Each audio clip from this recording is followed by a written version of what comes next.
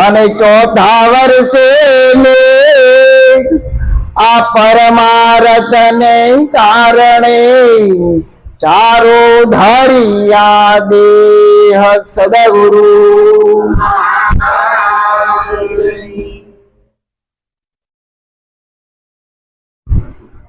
આ જગત ની અંદર સદગુરુ નો મહિમા ખૂબ ગાયો સંતોએ। કારણ શું? એનું કારણ એક જ છે કે આપણને જે સદગુરુ જે મળ્યા છે,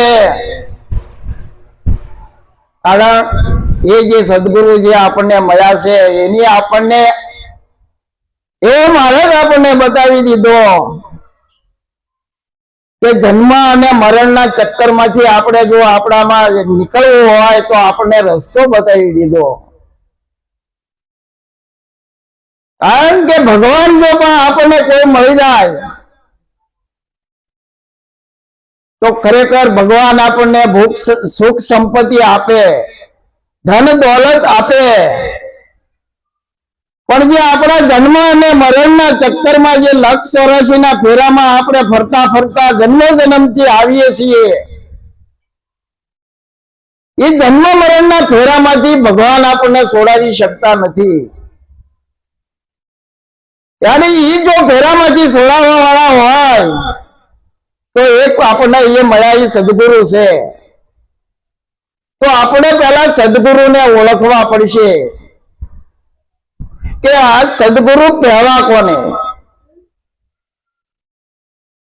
તો ખરેખર આપણને જે ગુરુ મળ્યા, જે ઘાટેથી આપણને ગુરુ જે મળ્યા,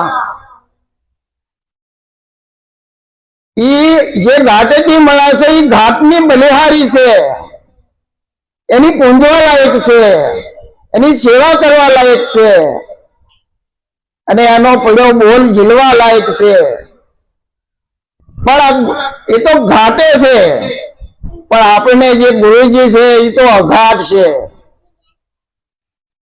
કારણ આપણા જે અત્યારે જે ગુરુ મહારાજ જે આપણે ઈશ્વર મહારાજ ને આપણે ગુરુ પદે જે આપણે ગણીએ છીએ એનો દેહ તો રહ્યો નથી। તો હવે આપણે શું એના માટે સમજવું કે સંતો આપણને વાણીમાં કહેશે કે ગુરુ મહારાજના જન્મે ન ધરે જનની ગર્ભે વાસ, અને જન્મે ને મરે એ તો માયા કલો વિલાસ। કારણ કે જે આપણે ઈશ્વર મહારાજનો જે પંચભૂતનો દેહ હતો એ તો પંચભૂતમાં વિલય થઈ ગયો। તો આપણે શું માનવું કે આપણે હવે ઈશ્વર મહારાજ જે આપણને આત્માની ઓળખાણ કરવી, ઈશ્વર મહારાજનો આત્મા આપણે નીકળી ગયો, ભૂલી ગયો?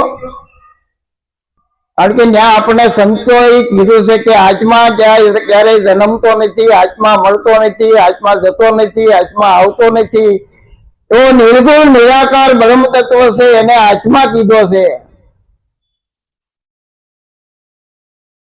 જો જન્મતો ના હોય, મરતો ના હોય, આવતો ના હોય, જતો ના હોય, એવો જો આત્મા હોય તો અત્યારે આપણી વચ્ચે હોય, અને છે પણ એના માટે આપણે ગુરુગમ દ્રષ્ટિ જોઈએ। કારણ કે આપણી બધાની ભેળો રમી રહ્યો છે। જો એમાં આપણને ગુરુ મહારાજે પારક શક્તિ આપી છે અને આપણને શાન આપી છે, શાનની સાથે જો આપણી ભાન રહી જાય તો ખરેખર ગુરુ મહારાજે આપણી નજરો સામે જ છે। જો નજર આમાં હોય ને આપણને ન દેખાતા હોય તો માનવાનું કે આપણને કાં પૂરા ગુરુ નથી મળ્યા અને કાં આપણામાં ખામી છે।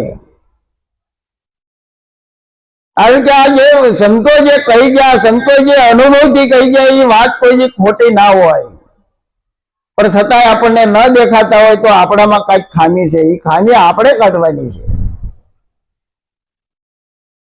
એટલે ખરેખર સદગુરુ મહારાજે જે આપણે શાન કરી તો એ આપણે કોઈ કથા કરે, કોઈ કીર્તન કરે, કોઈ એને જપ કરે, તપ કરે, હોમ કરે, હવન કરે કે પછી જાત્રાઓ કરે, આ પરમાત્મા દેખાય એવો નથી. એટલે સંતોએ આપણને એમ કીધું છે કે ભાઈ તું કાંઈ કર્મમાં જે તારા જન્મ વખતે જેવું છે એ સિદ્ધ સચિદાનંદ સ્વરૂપે જે તું બાળક જે જન્મો તો એ સ્વરૂપે તારા એ 50 વર્ષ હોય, 60 વર્ષ હોય, 70 વર્ષ હોય, એ સ્વરૂપે જો તું થઈ જા તો તું પોતે જ પરમાત્મા છો. તો આપણે ભજન એમ જ એટલું જ કરવાનું છે. આપણે જે અત્યાર સુધી જે કઈ બની જશે, કોકના મામા બન્યા છે, કોકના પિતા બન્યા છે, કોઈના ભાઈ બન્યા છે, કોઈના બેન બન્યા છે, કોઈની માતા બન્યા છે, કોઈની ભાઈ બન્યા છે. આજે આપણે બની ગયા છીએ ને ત્યાં જ આપણી અથડામણ છે. કારણ કે સદગુરુ મહારાજે આપણે મટવાનો માર્ગ આપ્યો. આપણે જે અત્યાર સુધી બનતા જ આવ્યા છીએ, આ પાછા આ જન્મમાં બનવા માંડ્યા એવું નથી. તો જન્મથી આપણે આ જ અભ્યાસ થતો આવ્યો છે. આ જો અભ્યાસ આપણામાં એટલો બધો પેસી ગયો છે તો ખરેખર આમાં નિત્ય ભજન કરે, નિત્ય જો સત્સંગમાં નિત્ય જાય તો આમાં થોડો થોડો ઉઘાડ થાય એવું છે. બાકી નકર આ વાત સમજાય એવું નથી. કારણ કે આમાં કાંઈ પણ કરવાનું નથી આવતું. જે કાંઈ આપણે જે કરી બેઠા છે એને બધું ભૂલવાનું છે. કારણ કે જે આપણને પરમાત્મા દેખાડો કે આત્મા દેખાડો એને રંગ નથી, રૂપ નથી, આકાર નથી. આવો જો પરમાત્મા હોય તો ખરેખર આ જગતની અંદર આપણને જે કાંઈ પદાર્થ દેખાય છે તો એ પદાર્થમાં આપણે નજર સીધી પદાર્થમાં જાય છે. પણ પદાર્થની અંદર જે એની ઓઠે જે નિરાકાર તત્વ છે જેને કહેવાય ચેતન, જે ચેતન તત્વ છે એવી જો આપણને શાન મળી ગઈ હોય ને જો શાનમાં આપણી ભાન રહી જાય તો ખરેખર એની કોઈ જગ્યા જ ખાલી નથી. પણ અત્યારે સમય એવો છે કે તમે જો કાંઈ ભજન કરવા જતા હો કે સત્સંગમાં જતા હો કે ક્યાંય કથા કીર્તન કરતા હો તો ખરેખર આપણા સમાજની અંદર એની ઈર્ષ્યા કરે લોકો. એટલે નરસિંહ મહેતા એક ભજનમાં કહે છે,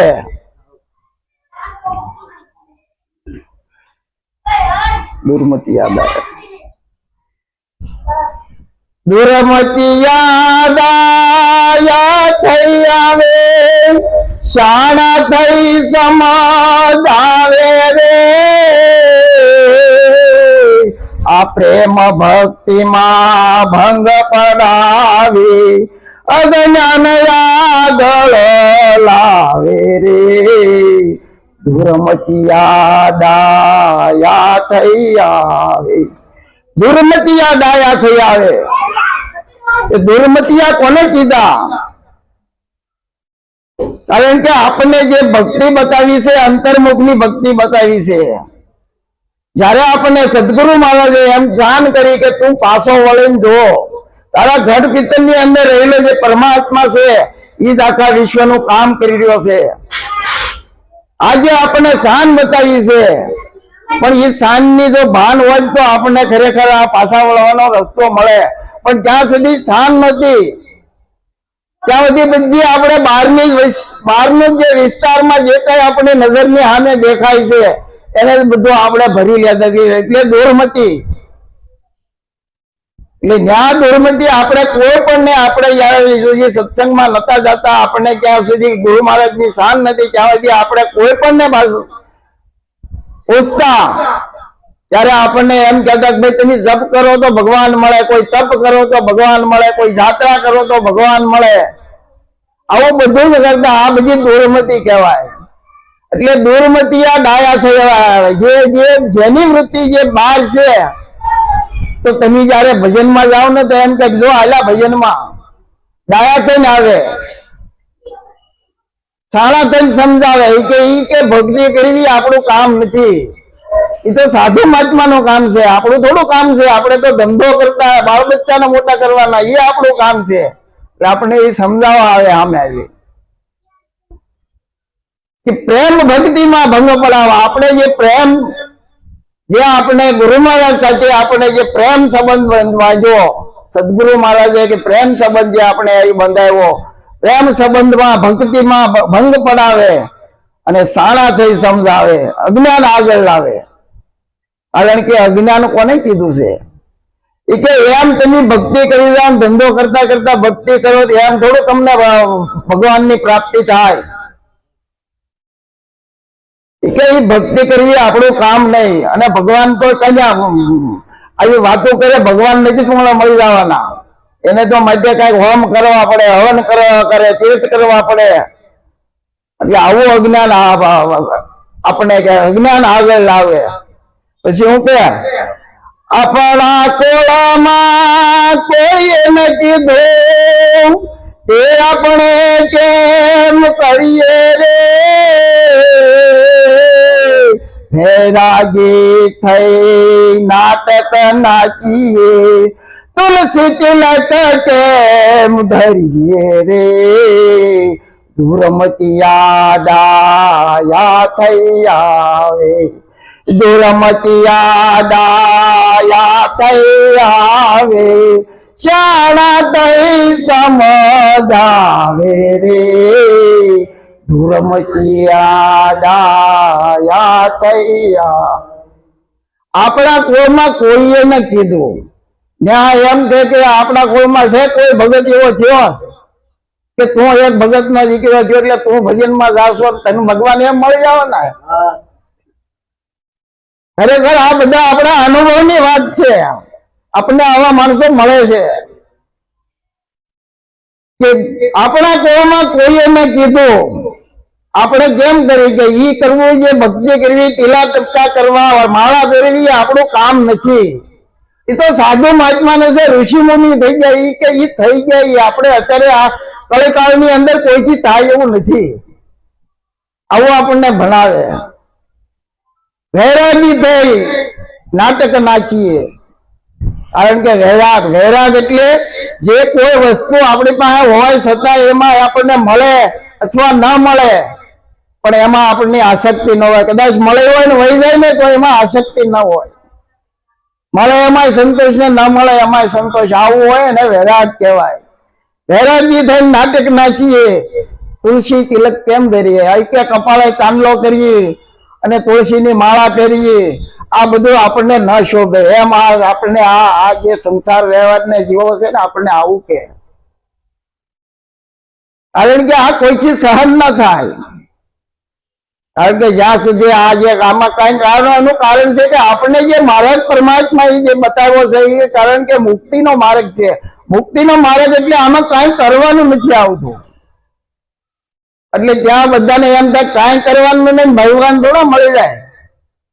આવું આપણને કે એમ ખરા ભગવાન મળી જવાના છે એમ. પછી શું કહે છે? જેવા તેવા હોય કે હરિ ગુણ ગાવે, તે આપણે કેમ ગાઈએ રે,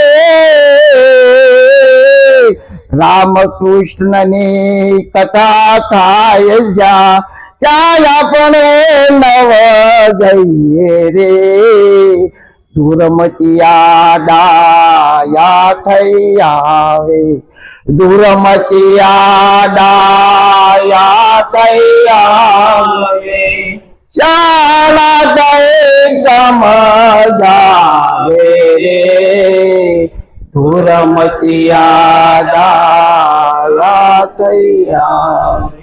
આ લોકોએ કેવું કીધું કે જેવા તેવા હોય કે હરિગુણ ગાવે. તો જેવા તેવા કોને કીધા?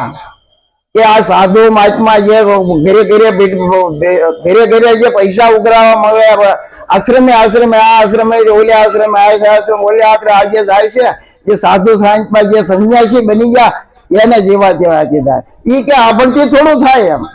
આ ઘરે ઘરે ભીખ માંગી, ઘરે ઘરે આ જે ગામો ગામ ફરવું એ આપણથી થોડું થાય, એ આપણથી થોડું થાય, આવું આપણને કહેવાય. પણ રામકૃષ્ણની કથા થાય કે આપણે ન જઈએ. રામકૃષ્ણ ની કથા હોય ના ઈ કે ઈ તો ઈ રાતી જિંદગી છેલ્લા જયારે ઘરમાંથી આપણે નીકળી ગયા હોય ને તો એ ભજન થાય, ત્યાં પછી તો આપણે ધંધો કરવો જોઈએ. કારણ કે આજે આપણને સલાહો આપે કે ત્યાં આપણે ન જઈએ, કારણ કે જો આમાં રામકૃષ્ણ ની કથામાં જાહેર કઈક ભક્તિ લાગી જાય તો આ પાછો ઘર ની આખી કે બાવો થઈ જાય. આ બધાને બીક આ લાગે છે, એટલે આ બધું આપણને આ માણસો આપણને એટલે આ પંથે જવાની ના પાડે છે. પછી શું કહે છે, આપ કલેશ ને ક્રોધના ભર્યા સધવાને સમજાવે રે,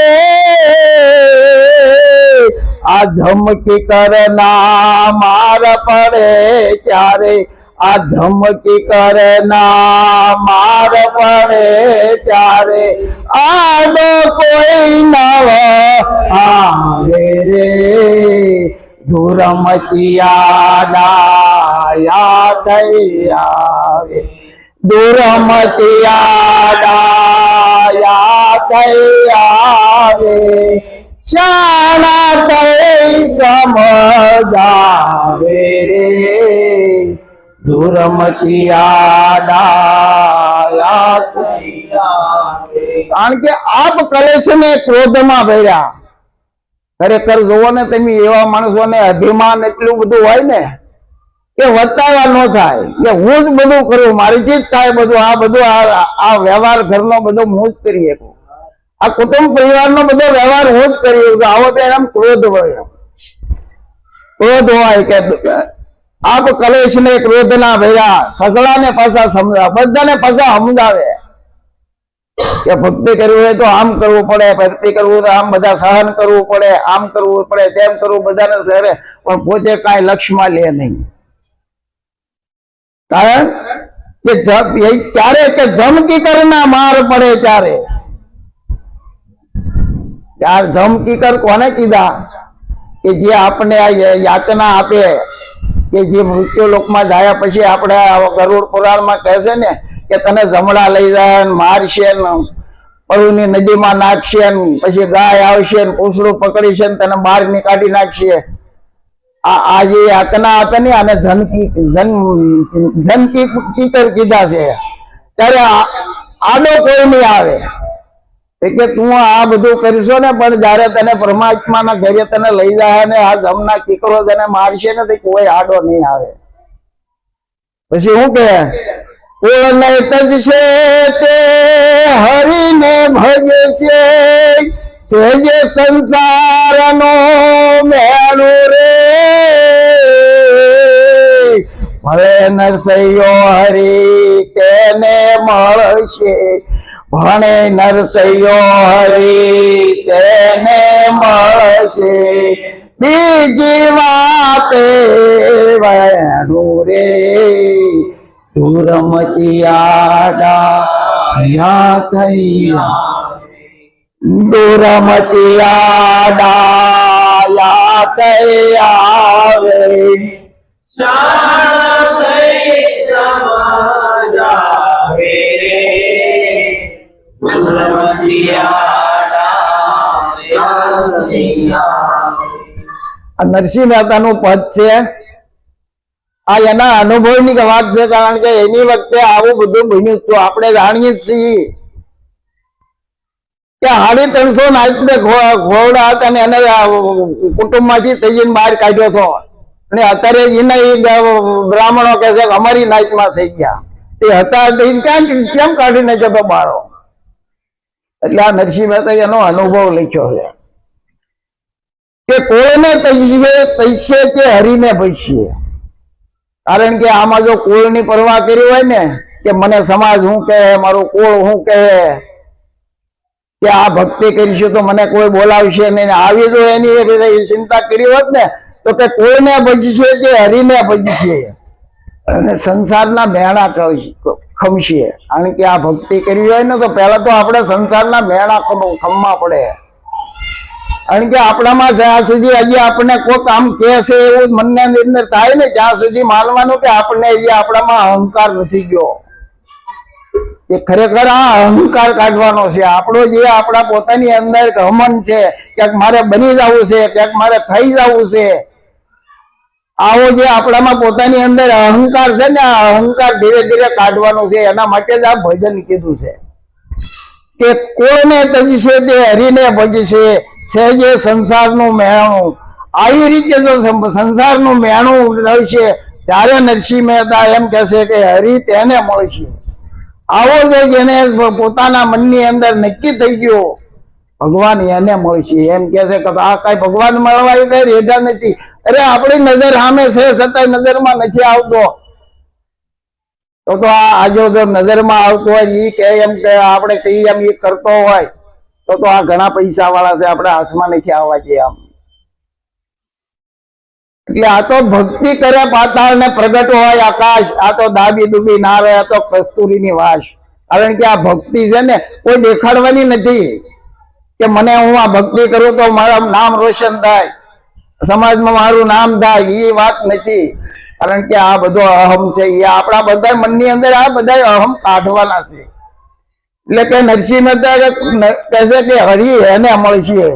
બીજી બધી વાતો છે કે આમ કરો ભગવાન મળશે, તેમ કરો ભગવાન મળશે, ફલાણું કરો ભગવાન મળશે. જ્યાં સુધી કરવાનો ભાવ તમને કોઈ પણ શીખવાડતું હોય છે, કોઈ પણ સદગુરુ હોય કે પછી સદગુરુ હોય કે કોઈ સંત હોય, જ્યાં સુધી તમને કાંઈક પકડાવે છે કે તમારે ભગવાનને મેળવવા તો તમારે આમ કરવું છે, તમારે દાન દેવું પડશે, તમારે ધર્માદો કરવો પડશે, કે તમારે હોમ હવન કરવા પડશે, કે ગાયને એટલે ગાવીને તમારે નીણ નાખવી પડશે, આવું બધું જ્યાં સુધી કહે છે ને ત્યાં સુધી તમને ભગવાન મળવાના નથી. કારણ કે એ બધા આપણને બહાર જ લઈ જાય છે. આ દુર્મતી આને કીધા છે. પણ આમાં કાંઈ કરવાનું નથી. એનો મતલબ એવો નથી કે આપણી પાસે કદાચ પૈસા હોય તો કોઈને ન સહાય કરવી. આ દાન દક્ષિણા બધું આપણે કરવાનું છે, પણ સમજીને કરવાનું છે. સમજવાનો મતલબ એવો છે કે આપણે એમાં અહંકાર નથી કરવાનો. મેં કર્યું એટલે કે હું કરું એ જ અજ્ઞાનતા સકટનો ભાર જેમ શ્વાન તાણે. ઓલા ગાડાની કૂતરું હાલ્યું જતું હોય એ એમ કે છે કૂતરું કહેતો ભાર મેં કહ્યો, પણ બિચારા પેલા ગાડાની કહેવા વાળા બળે લાંબા થઈ જતા હોય. એટલે ખરેખર આમાં કાંઈ કરવાનું નથી. એ કાંઈ આપણે કરી બેઠા છીએ, આપણે જે થઈ ગયા છીએ, આ જો મટી જાઓ તો તમે જ પરમાત્મા છે. પરમાત્મા વિના કઈ જગ્યા ખાલી નથી. કારણ કે આપણી અજ્ઞાનતા તો જુઓ. આપણી ભેગો પરમાત્મા નજીકમાં નજીક જો ગણીએ તો પરમાત્મા સિવાય બીજો કોઈ એટલો નજીક પરમાત્મા નથી ને આપણને નજરમાં નથી આવતો. કેટલું આપણામાં અજ્ઞાન લાગ્યું. કારણ કે આપણી જે સુરતા બહાર જ ફરે છે, જન્મોજન્મથી આપણી જે સુરતા બહાર જ ફરે છે, એ બહાર જે ફરે છે ને, જેટલું બહારનું જાણ્યું છે આપણે, બહારનો જે કાંઈ આપણે અનુભવ કર્યો છે, એ બધો અજ્ઞાન છે ને એ જ બંધન છે આપણું. આ જે અજ્ઞાન છે એ જ આપણું બંધન છે. ગુરુ મહારાજે આપણું જે અજ્ઞાન છે એમાં આપણને કીધું છે કે ભાઈ તું પાછો વળી જા. જે કાંઈ તું થઈ ગયો છે એ મટી જા. તું પોતાના સ્વરૂપની અંદર આવી જાય. પોતાનું સ્વરૂપ એટલે પોતાની અંદર રહેલું જે ચેતન તત્વ છે એને તું ઓળખ. ચેતન તત્વને તું ઓળખી લાવીશ તો તારી આમો નજરની સામે બેઠેલો છે, હાજરો હાજર છે, એને તને બધાની અંદર જે કામ કરી રહ્યો છે એ તને ઓળખાય. જ્યાં સુધી તમે તમને નહીં ઓળખો. એટલે હમણાં બેની ભજન ગાયું કરવો પોતે પોતાનો વિચાર નિરખ નિજ નામને.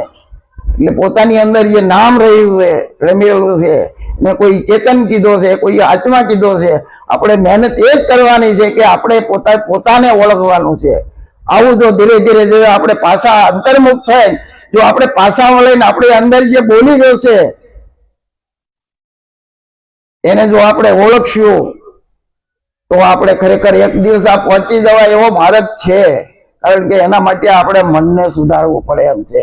મનની અંદર જ આ બધા ડોળ છે. મન સમજાવે તે નર મોટા સ્થિરતા પદમાં ઠર્યા, નિરાત નામ અભય સત સ્વામી તે બહુ જળમાં તર્યા. એટલે જ્યાં સુધી આપણું મન નહીં સમજે ત્યાં સુધી આપણે પરમાત્માને રસ્તે ચડી શકશું નહીં. એટલે બને ત્યાં સુધી આપણું મન કઈ રીતે સમજે મહેનત એ જ કરવાની છે અને ભજન સંતો એનું જ કીધું છે. આ તો જે આપણે ઠીક બેઠા સમાગમ કહેવાય અને આ કરવું જરૂરી, આનાથી બધા પ્રત્યે ભાવ જાગે. એટલે આખા વિશ્વની અંદર બધાની પ્રત્યે કે બધા પરમાત્માના જ રૂપ છે, આવું આપણને નક્કી થાય. ને ત્યાં સુધી આપણે પરમાત્મા સુદા છે એમ સમજો. પણ ભાવમાંથી પ્રેમ જાગશે, અને પ્રેમ જયારે જાગશે ને ત્યારે માનવું કે હું ભગવાન એક જ થઈ. આવું જયારે નક્કી થાય તો ખરેખર આમાં આપણને જે ગુરુ મહારાજે શાન આપી છે એ શાનની જે ખરેખર ગુરુ મહારાજે જે મહેનત કરીને આપણી માટે જે સમય ગાળ્યો એનો લાભ આપણે લેવો જોઈએ. તો ધીરે ધીરે આપણે આમાંથી કેમ રીતે આગળ નીકળી જઈએ એવું આ સદગુરુ મહારાજનું જ્ઞાન છે. તો ધીરે ધીરે આમાંથી આપણે કેમ નીકળવું એની મહેનત હરેક વ્યક્તિને કરવાની જરૂર છે. આ કઈ કોઈ માલિકોનું નથી કે વ્યક્તિ થાય બીજાથી નથી, આ તો બધાનો અધિકાર છે. પરમાત્માના પદને પામવા માટે હરેકનો અધિકાર છે, પણ લક્ષ્ય પોતાને લેવું પડે. આવું સદગુરુ મહારાજનું જ્ઞાન છે, જેને સમજાય એને મુબારક છે. બોલો સદગુરુ